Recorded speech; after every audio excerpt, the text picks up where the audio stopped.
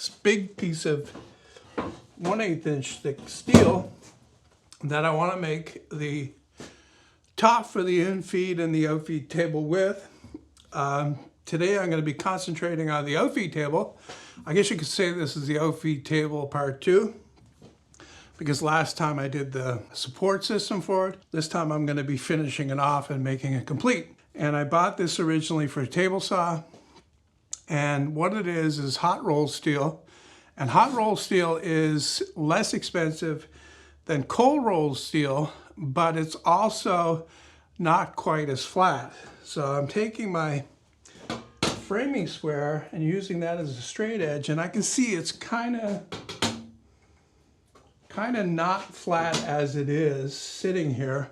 But I think once I bolt it down to the table structure itself, it'll be just fine. Another thing that I need to do is check to make sure it's actually square, and because there's no guarantees.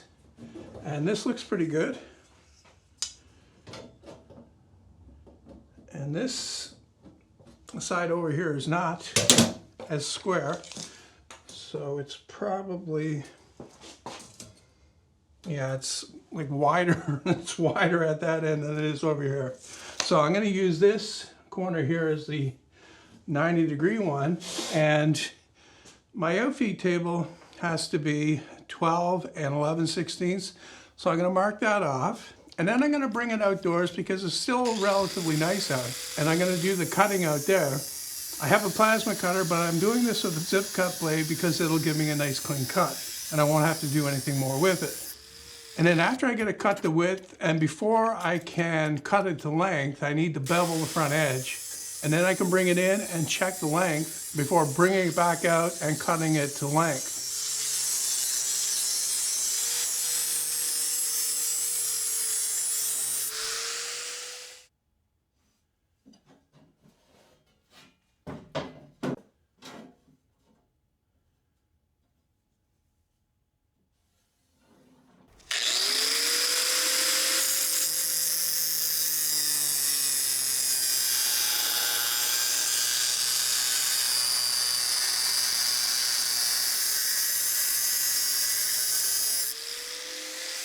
All right, I also took the time to sand the rust off. Ideally, I'd like to get this right down to bare metal on the whole thing, but this mill scale that's on here is just too hard, and it actually acts as a kind of a rust protection in and of itself, so I'm going to leave it. Now, to fasten this down to the table underneath, I'm going to be using screws only, and there's going to be a series of 4 of them along each edge.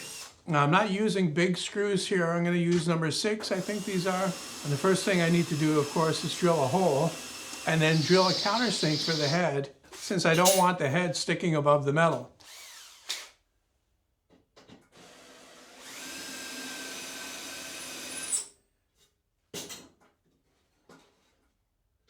All right, with all the holes drilled and countersunk, that left a bit of a burr on the back that I'm just going to knock off with the file here.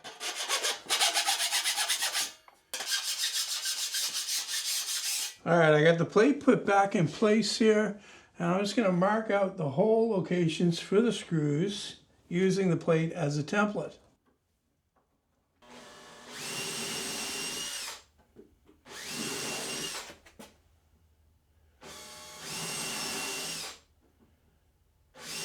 I mentioned that this steel is not as straight as I would like, and I kind of messed up because I really should have paid attention to this. In particular, up near the cutter head, the part that I beveled, that's actually the worst.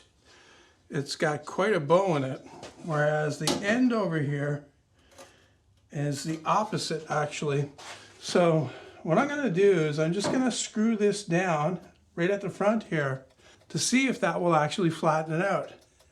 I don't want to have to try to bend this plate by pounding on it if I can help it. And even if I have to put a thin shim in the middle of the plate, I think that's more acceptable than trying to bend it. I put the other 4 screws in just temporarily to check it out. And with the square placed this way, it looks good. It looks reasonably flat. I'm not going to be able to plane cylinder heads on this or anything. Not that kind of precision, but I think it's more than good enough for the kind of wood butchery that I'm up to here in my shop. Okay, with that out of the way, I've got one other thing I need to do with this, and that's to add the pieces on the side here that will allow me to precisely adjust this table up and down and tilt and all that stuff. And to do that, I'm going to be starting with more pieces of solid maple. And I'm going to cut those down to size on the table saw. And then I'm going to take them over to the drill press and drill a straight 3/16 inch hole down through. And that'll guide my bit as I drill into the side panel when I put it in place on there. And what these holes are for the adjustment bolts. And the hole that goes down into the side panel is for the screw that the head of the bolt sits on. And I'm going to put those in next.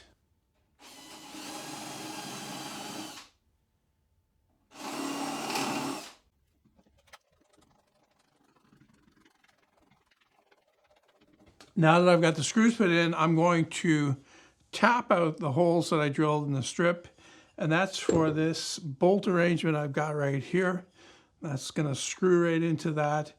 I'm tapping it out mainly because I don't want to drill it oversized because there's no need.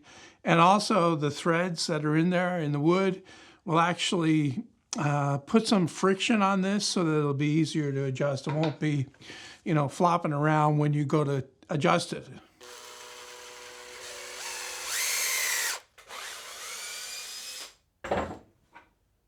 I'm pretty sure I mentioned this before, but these rectangular nuts are from a countertop bolt set.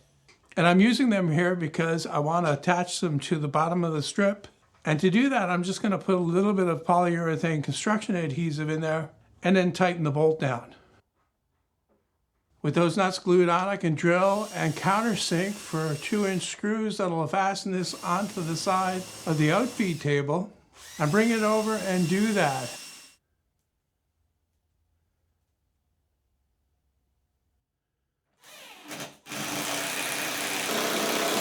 There is one other thing that I can do before I leave this to dry overnight, and that's to take the whole thing out again and fasten the chip baffle that I made earlier but still didn't put in.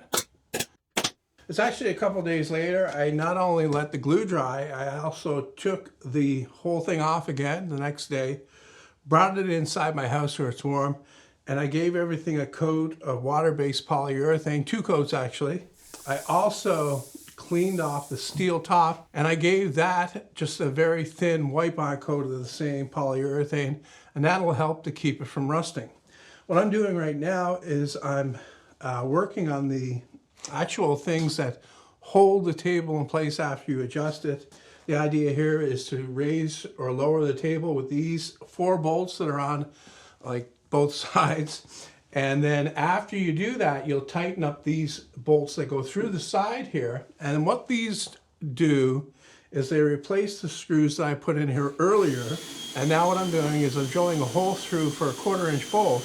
And then I'll take the outfeed table off and put a homemade T-nut on the inside. I thought I had 1/4-inch T-nuts, but apparently I don't, so I had to make my own. But it all works out to the same thing in the end.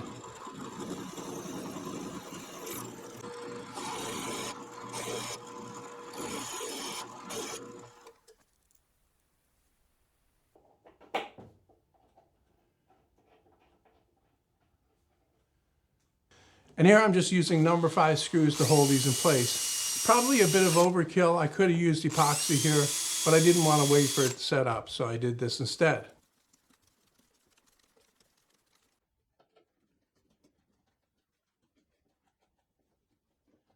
Now before I can put the outfeed table back in place, I need to make the holes that are in the side panels a little bit bigger, and that'll allow me to adjust the table up and down slightly. Doesn't have to move very far. And before I drilled the 1/4-inch holes, I had the table set up pretty much exactly where it needs to be in relationship to the cutter head. So I'm just going to take these 1/4-inch holes and widen them out to a 1/2 inch. And I'm just going to use the step drill for that. And the good thing about using the step drill is that it's self-centering.